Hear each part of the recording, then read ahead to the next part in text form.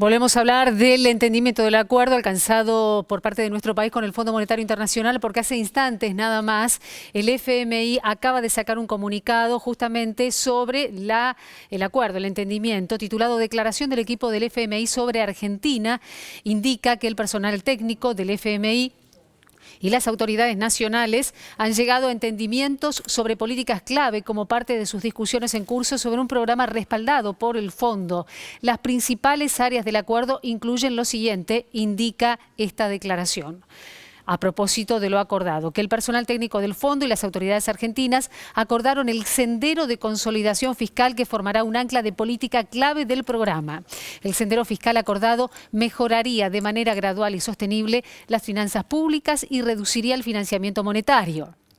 Es importante, agrega, destacar que también permitiría aumentar el gasto en infraestructura y ciencia y tecnología y protegería programas sociales focalizados. Acordamos que una estrategia para reducir los subsidios a la energía de manera progresiva será fundamental para mejorar la composición del gasto público. Y agrega, hemos llegado a un entendimiento sobre el marco para la implementación de la política monetaria como parte de un enfoque múltiple para enfrentar la alta y persistente inflación. Este marco tiene como objetivo asegurar tasas de interés reales positivas para respaldar el financiamiento interno y fortalecer la estabilidad. Indica también que se ha acordado que el apoyo financiero adicional de los socios internacionales de la Argentina ayudaría a reforzar la resiliencia externa del país y sus esfuerzos para asegurar un crecimiento más inclusivo y sostenible. Y finalmente indica, el personal técnico del fondo y las autoridades argentinas continuarán su trabajo en las próximas semanas para llegar a un acuerdo a nivel de personal técnico. Como siempre es el caso, el acuerdo final sobre un acuerdo del programa estaría sujeto a la aprobación del directorio ejecutivo del Fondo Monetario Internacional. Declaración que acaba de ser difundida por parte del equipo técnico del fondo a propósito del acuerdo y que tiene algunas palabras que recién estábamos compartiendo junto con Raúl de la Torre aquí en este mediodía de la televisión pública. Dos palabras clave, sendero fiscal. Sí, el claro. Fondo Monetario Internacional se centra en su primer párrafo en estas dos palabras. ¿Por qué, Rulo? En términos muy similares a lo que expuso Martín Guzmán esta mañana, ¿no? En la conferencia de prensa en cuanto al armado de ese acuerdo y los distintos puntos. El caso del sendero fiscal es un punto que hasta anoche, yo te diría hasta horas de la madrugada de hoy, se estuvo discutiendo para cerrar una precisión sobre esos números, ese horizonte que establece que arrancaría con un déficit fiscal el país del 12,5% este año, siempre hablamos como porcentajes del PBI, para llegar en el año 2025 a un equilibrio fiscal. Un agregado que corrió por cuenta de Martín Guzmán, no escuché si estaba mencionado en el acuerdo del fondo, pero lo que plantea Guzmán es que sería un horizonte, un sendero en el cual el gasto crecería moderadamente, es decir, que no habría ajuste, sino que por el contrario, el gasto iría creciendo, aunque moderadamente, que tiene que ver con lo que le preguntaba recién a Partierra, en el sentido de que, bueno, entonces, si ahí baja el déficit, pero con crecimiento del gasto, quiere decir que va a haber más impuestos o de algún lado tienen que entrar esos recursos, ¿no? Que es el aspecto que por ahora no se explicó, pero evidentemente está dentro del pensamiento o de las proyecciones que está haciendo el gobierno. Esta declaración del Fondo Monetario también hace referencia a lo que hablábamos recién, el tema tarifario, ¿no? La necesidad de ir saliendo del esquema de subsidio, Sí. y plantea el tema de la inflación con dos adjetivaciones, alta y persistente, y que es necesaria una política monetaria como parte de un enfoque múltiple para enfrentar esa inflación. ¿Te Sí. parece si esto lo analizamos con nuestro invitado? Sí, cómo no, seguramente. Se trata de Daniel Cámpora, que es el presidente de la Delegación Buenos Aires de APYME. Daniel, gracias por estar. ¿Qué tal? Gracias a vos. ¿Cómo ha tomado el acuerdo? A ver, aspectos positivos y negativos. En un primer sentido, los positivos. Se dilucidó una incertidumbre que había, que era esto de íbamos al default o había un acuerdo. Ahora se genera una nueva incertidumbre que es cuáles son los alcances y características que tiene el acuerdo. La información que tenemos hasta ahora es las dos intervenciones del presidente y del ministro, y a partir de eso es lo que podemos decir hoy. Creo que hay que ir a la letra pequeña de los acuerdos para ponderar de una manera adecuada los alcances que tiene. De todas maneras, insisto en esto, creo que el hecho de haber alcanzado un acuerdo, y me gustaría aclarar algo, ¿no? O sea, Lo del acuerdo es algo que nosotros vamos a poder verificar en el tiempo si es bueno o malo, qué resultados produce. El hecho de haber defaulteado no lo vamos a saber, es contrafáctico, no ocurrió, no se dio. No sabemos si hubiera sido bueno o malo o cuál era el resultado que se hubiera obtenido. Pero hoy estamos parados en esto, que hay un acuerdo. Le damos la letra chica para ver el alcance y en todo caso señalaría como positivo con los datos que tenemos hasta ahora.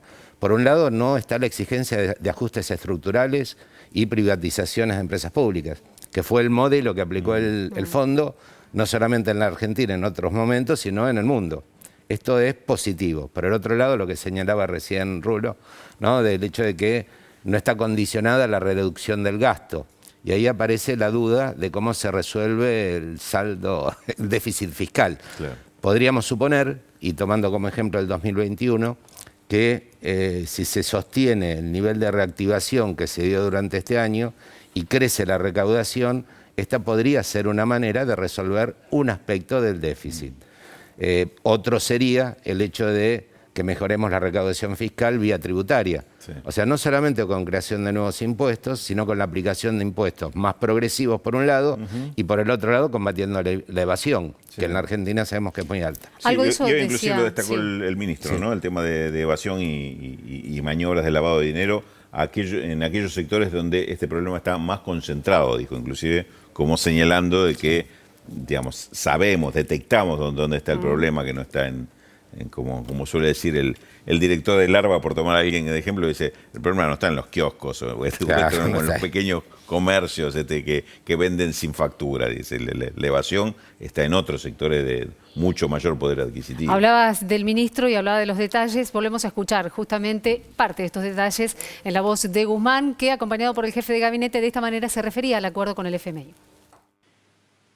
Nosotros lo que hicimos fue buscar sanar el presente tan duro que la Argentina enfrentaba en cuanto a las posibilidades de quitarse esa carga de deuda insostenible de encima y a partir de allí sembrar condiciones para construir futuro.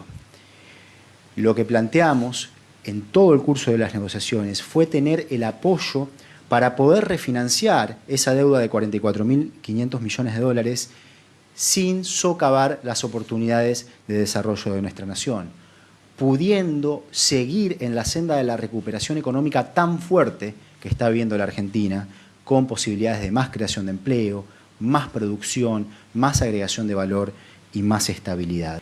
Hemos transitado durante varios meses negociaciones que han sido realmente durísimas y allí es donde se ve la magnitud del daño que se le infligió a la Argentina y la importancia de poder limpiar esos daños y poder mirar hacia adelante. Esta madrugada pudimos alcanzar un entendimiento sobre el marco macroeconómico y las políticas claves para un nuevo programa con el Fondo Monetario Internacional. Ese marco general tiene dos bloques. Por una parte, el esquema de políticas macroeconómicas. Por otra parte, las llamadas medidas que promuevan el crecimiento de mediano plazo y una estabilidad duradera. ¿Cuál fue el acuerdo en cuanto al sendero fiscal?